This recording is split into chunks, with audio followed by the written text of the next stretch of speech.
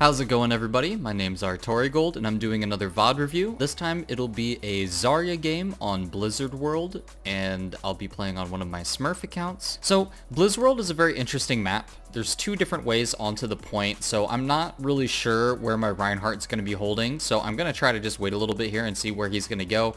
Also, I'm just going to save my bubble to try and help people who are trying to escape. I see they have a Widowmaker. There's a possibility my Hanzo could have got picked there, so I just wanted to wait to see if he was going to take any damage.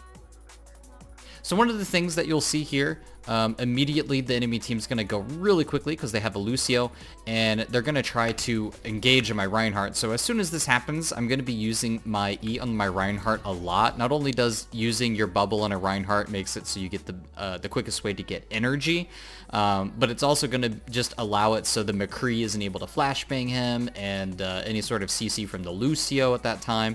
So I'm going to just go ahead and instantly get energy, and then when Reinhardt's backing up at this instance, what you want to do is you kind of want to trade places with the Reinhardt. So as Reinhardt's sitting in the back now, and he's going to kind of just be in the back and just wait. What you're going to do is, while Reinhardt goes and pushes back, you're going to push forward. And the reason you're going to do this is so you can use your own bubble to get energy. And here I get about 70 energy. One important thing to note is your E actually comes off cooldown, I think a second quicker than your personal. Take kind of turns. You want to use your E, your bubble on someone else, and then switch in with your own personal. That's a good way to just apply pressure. So here, once you're at 100 energy, you can just melt people. As you can see here, they just go down so quickly. I'm actually not even too worried about popping the barrier. Like at this point, I'm going to just be able to finish them off so quickly that I don't care too much about what happens. If the enemy Zarya has energy, it doesn't matter to me. Because when you're at 100 energy, you're just going to pop that bubble and then instantly melt the Zarya. Because something to note about Zarya is she's actually one of the squishiest and easiest to kill tanks, but she does the potential to deal the most damage. And the reason that is because she doesn't have armor, right? She only has 400 health, which is the lowest, right? Orisa has the same thing, but she has armor, which gives you damage mitigation. So as Zarya, you gotta play a little more careful. So here I have higher energy than her, and I know it because she recently started that fight. Really good Earth Shatter. I'm just gonna go ahead and clean all of this stuff up. Zarya really excels at just melting through quick 200 HP health heroes. Really easy. I'm actually gonna replay that. Something that I could have done at this instance, I could have gone for the long flank.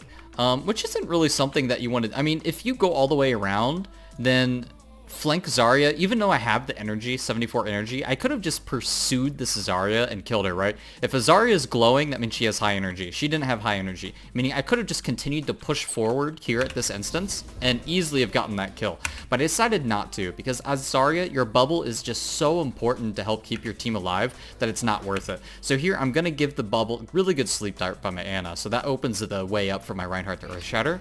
But I'm going to bubble him anyways, just so he can just charge freely and not worry about any disables coming out from their Ana. And here I'm going to put a personal on. Whenever you engage McCree, you want to put a personal up pretty quickly so then he doesn't flashbang you. Because like I said, Zarya is extremely squishy, and McCree can actually kill you. If you don't have your bubble, he could just flashbang and just headshot, and you're going to be dead. So we use so many ults there. I think we use Nano and Earth Shatter. So now I really want to look to use my Graviton here. So it's kind of my turn to use a Grav. I've been keeping high energy. One of the changes they've done this meta is they made it so you keep your energy longer. So I'm going to do a flank here. Look for a big flank Grav. Not the best. I actually ended up alright. I ended up getting 3. I'm kind of curious. I'm going to go back here because it seemed like the enemy team escaped from this. So I go and do the flank. I get it on the Ana. Nobody else is in there. Something happens that causes them to back up, I guess, because of the pressure. Unfortunately, I think they might get the point here. Yeah. All around, this was a mistake.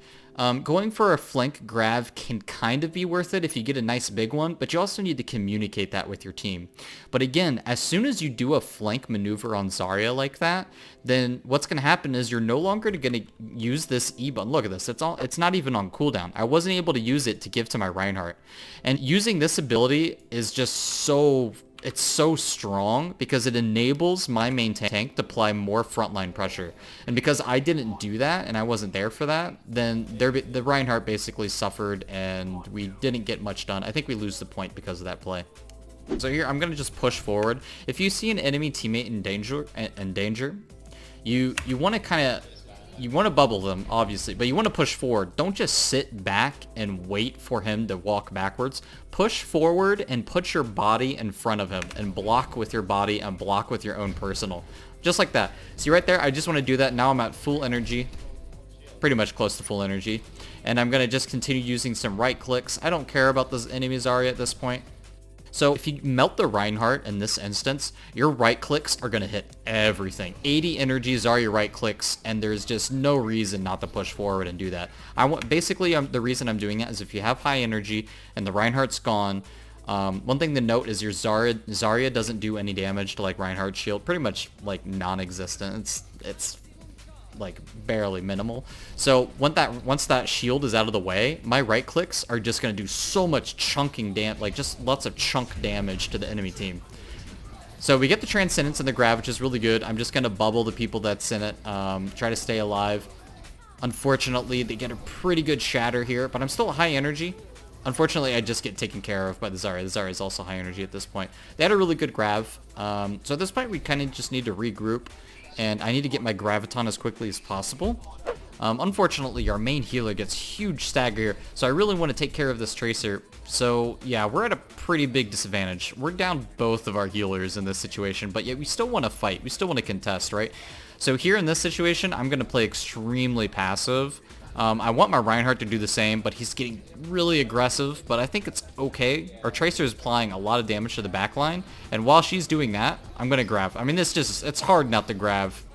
When you get this big amount with 100 energy, it's so good. It's the situation that every Zarya kind of dreams for.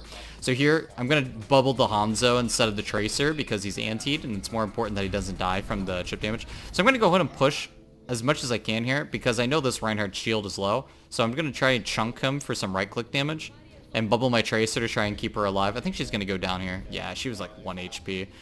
She definitely overextended. So here's one of the things, when this happens, you have the advantage over the Zarya, and at this point you kind of control the situation. You dictate whether she's going to get energy or not, but depending if you shoot at her bubbles. But if she doesn't, then you could just melt her. Unfortunately, this Tracer is really doing some good work. I'm going to just go and peek behind corners. I didn't have my bubble up for that Soldier's ult, which is really unfortunate. So that was kind of more of a mistake that I made. When you're at high energy, right, which is like 70 energy and above, that's high energy, you don't really need to look to use your bubbles for energy charge. At that point, you want to wait and use your bubbles to save people's lives. So if I had that, so what I should have done is I should have saved my bubble and used it for that important moment where my healer died to a visor, right? I could have completely saved his life there. So putting a bubble on my Reinhardt is just so he could win on the front line. So then I could sit right here and just start annoying the crap out of their Ana. My tracking wasn't the best there, but that's okay. You can always improve. Zarya is all about tracking, and you can always improve. So here, I'm just going to try to retreat. I think this, I have high energy here, but I'm really low. I have my personal. Really unfortunate. That Tracer, I think her recall was something, I didn't expect the Tracer recall to put her on that side of the door. So it was really bad positioning. I was kind of trapped in there. Always make sure, at the early stage of when you come out fresh as Zarya, you want to use the bubbles for energy charge. And you want to play it a little slow until you get that build up. And then after you get it built up, you want to save it. So here, I'm actually using a mind game with them. I'm making them think that I have Grav. I do have Grav. But I'm just trying to bait them. I'm trying to use it. I get a lot of them in there. It's one of the fun things you can do as Zarya. It's such a dead giveaway when you have Grav, right? So what you're gonna do is sometimes, if you're able to, if you can depend on your healers, if you can depend on your Reinhardt, you can really just bait them all. Like, you just push forward like this, and you act like you're gonna have Grav. Like, already right there, I could have grabbed, and it probably would have been pretty good if I would have gotten all 4 of them right there, right? But I'm just gonna go in there, I'm gonna get them to back off, and it's just a big mind game that I'm playing with them, so they're scared, and they don't know what to do. And then when this happens, I'm gonna just get, let my Reinhardt get some... So another thing that this does for me is because I started out with low energy, this allows me to buy time so I can get more energy build up, which makes my Grav more damage. So I ended up to get even the Pharah in there, which I wasn't even expecting to get the Pharah. And of course we have the Hanzo Dragon Strike, so it's just an easy cleanup. One thing, if you have a Hanzo Dragon Strike, you always want to constantly hit that tab, and you always want to see when you have your when you have Dragon Strike ready and available. So our team comp's pretty much the same. We have Tracer Hanzo DPS and Ana Zen for heals, which is really good because they're running a Zenyatta. You typically want to have a Zenyatta Transcendence when there's a Graviton. Just completely nullifies most damage. It'll nullify a Dragon Strike. Unfortunately, we get they have like a really cheesy comp, and it unfortunately gets a pick on us. So I'm gonna play it really slow here, and I'm not gonna use my bubble right away. I have decent energy, right? I'm waiting for my Reinhardt. I want to see what my Reinhardt does. If he wants to go forward, then I'll bubble him. And here, we're just gonna do damage to him. So what's great on the enemy team, if there's a Roadhog, it's like free ult charge. Same thing with D.Va, because they're just gonna take all this damage, and it'll get me my Graviton extremely quickly. So something you want to do is also another important thing here, which is a combo that you always want to do as Zarya, and you can see me use it against the Mei here, is you want to use right-click melees. So I wait for her, right-click melee. It's just a huge bonus, just a big bunch of burst damage. And we're just gonna clean this up really quickly. My team's doing really well. I saw someone came up there. I don't know who. Okay, it was a Lucio. So I'm gonna shoot some right clicks, but I'm not too concerned about the Lucio. See, look at that. You're just gonna farm your Graviton. Look at that. How much ult charge did I have before that? The Roadhog, this is one of the things you have to worry about when playing as Roadhog. Roadhog is just a big target. He's just a lump of meat out there. The only thing that he's gonna do is just soak damage, but you gotta be careful when you do that because you're just gonna feed enemy ult charge. I'm at 76% and I get my Grav just from that. So here I'm getting pretty greedy. You know what I want to do here. I have Graviton. I'm trying to get set up for a Graviton. Unfortunately, I think I use my left click right there, and I give myself away. Immediately, this Roadhog is like, oh, okay, I saw that. No funny business. And I think I get punished for it. So I'm just going to right-click this Mei. I wasn't expecting her to be so low, but I'm going to go ahead and get punished. Not only did I get flashbanged, I didn't see the McCree, but there was a Lucio who booped me off into the entire enemy team. So I got punished pretty heavily for that. So flanking for a Grav is not something I recommend doing. Sometimes when I play on my Smurf account, I do maneuvers like that. Things that I wouldn't recommend doing if you're trying to climb. So I'm going to go ahead and use my shields to try to get my Reinhardt out because he's really low. Using your bubble on someone who's low health is definitely a priority too, because then that gives your healers some breathing room. Because sometimes like if you have an Ana on your team and it's like, oh my god, there's no way I'm going to be able to heal this guy up. As an Ana player myself, the reloading is a big issue.